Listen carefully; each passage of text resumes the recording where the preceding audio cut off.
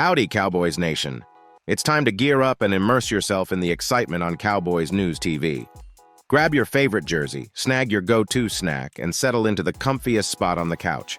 Get ready for a thrilling exploration of the latest and greatest events surrounding America's team. This isn't just your typical sports update, it's a full-fledged expedition into the heart and soul of the Dallas Cowboys. Expect twists, turns, and a touch of that authentic Texas charm to keep you thoroughly entertained. So before we plunge into the gridiron drama, do us a solid, wrangle that subscribe button. Subscribing isn't just a simple click, it's your pass to join us on this epic journey. Help us reach the impressive milestone of 7,000 subscribers. Lasso that subscribe button, ring the notification bell, and let's kick off this football fiesta with enthusiasm.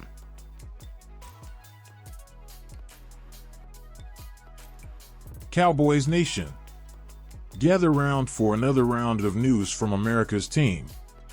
Make sure to watch until the end so you don't miss any updates, and don't forget to sign up to stay tuned for everything Cowboys related. Now, let's dive into the latest scoop. Cowboys CeeDee Lamb recently shared his thoughts on the playoff game with Dak Prescott, and let me tell you, it was not supposed to be this way. Coming into the playoffs, few quarterback-receiver tandems in the league have been better than Dak Prescott and CeeDee Lamb this season. However, in the playoff opener against the Packers, a 48-32 disaster at every level, the duo seemed out of sync. Lamb's numbers were still impressive, 9 catches for 110 yards, but most of those came when the Cowboys were way behind and in desperation mode. In the first half, Lamb managed only 1 catch, just before the 2-minute warning in the second quarter. The frustration between Prescott and Lamb was apparent, with a clear drop and an overthrow from Prescott. In a post-game interview, Lamb admitted, "Everyday things, completions that we normally have. Obviously, on my part, I could have been better." I'm sure he could say the same.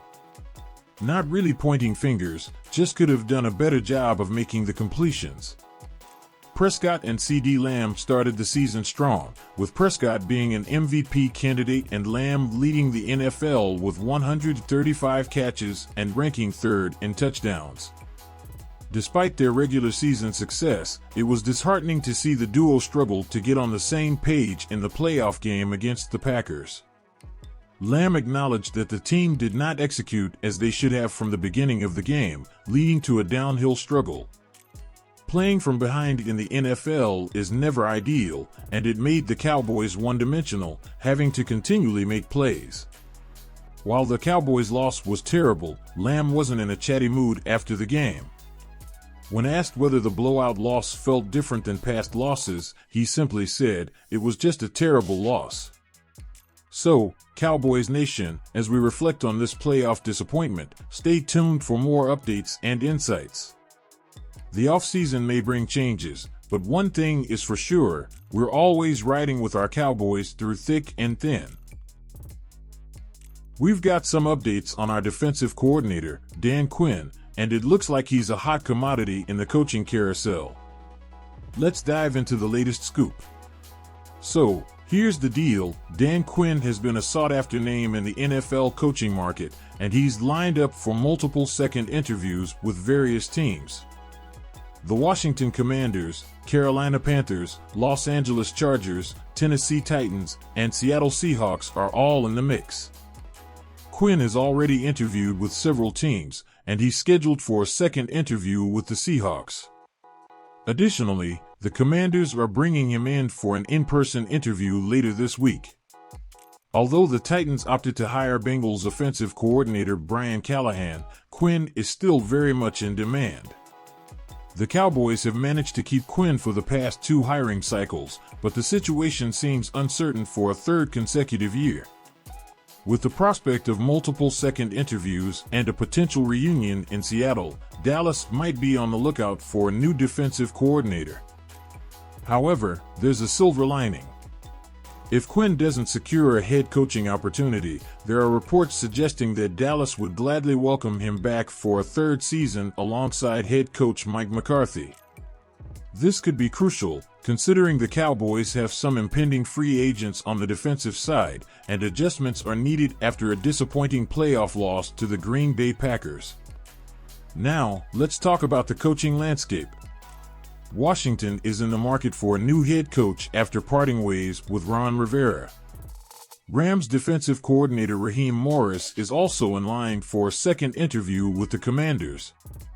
The Seahawks, besides considering Quinn, are eyeing second interviews with Panthers defensive coordinator Ejiro Evero, Raiders defensive coordinator Patrick Graham, and Giants offensive coordinator Mike Kafka. It's worth noting that Quinn has history with the Seahawks, having served as their defensive coordinator from 2013 to 2014 and as the defensive line coach from 2009 to 2010. His previous head coaching stint was with the Atlanta Falcons, where he led the team from 2015 to 2020. So, Cowboys Nation, buckle up for some coaching carousel action. The offseason is bringing its fair share of twists and turns. Stay tuned for more updates, and let's hope for the best for our Cowboys, whether it involves keeping Quinn or finding the right fit for the defensive coordinator role. It's time for a roundup on the latest buzz surrounding Jerry Jones and the Cowboys' coaching decisions. Let's dive into the details. Just a week into the offseason, and the Cowboys have already stirred up some discussions. Owner, president, and general manager Jerry Jones made the call to keep Mike McCarthy for a fifth season in 2024. However, this decision hasn't exactly been a touchdown with the fan base. Adding to the drama, McCarthy is set to enter the season in a contract year, setting the stage for potential fireworks. National criticism has been directed at Jerry Jones for his decision to retain McCarthy, especially after the disappointment surrounding the team in recent playoff exits. The Cowboys now hold the second longest drought in NFC Championship game appearances, and McCarthy, despite 3 consecutive 12-5 seasons, hasn't delivered postseason success. Peter King, in his latest Football Morning in America column, didn't hold back on his thoughts about Jones' decision. While not explicitly advocating for McCarthy's firing, King expressed concern about the way the last 3 seasons have ended. He pointed out clock mismanagement, offensive struggles, and the team's repeated inability to perform in crucial moments.